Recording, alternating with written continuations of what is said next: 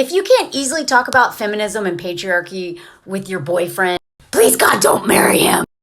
Your life is going to suck. Unless you don't know anything about patriarchy and all that stuff, and you have no idea why you're miserable and feel exploited, and literally everything is centered around him and his needs and his hobbies and his time and blah, blah, blah.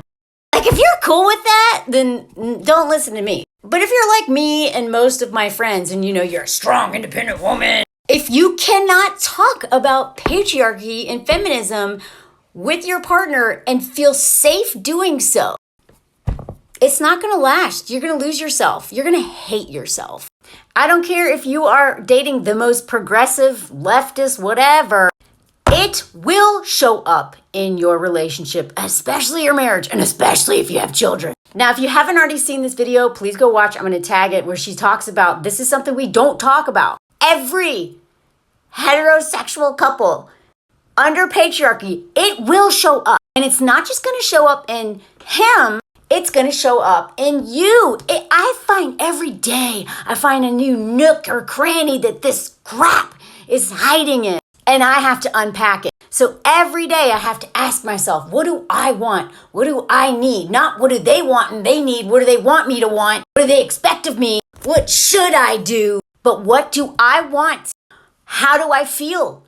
What do I really need to say? I have to force myself to ask myself that constantly because I have been indoctrinated since the day I came out of the birth canal to center men and their needs and their comfort and their shame. And I always take the back seat to that.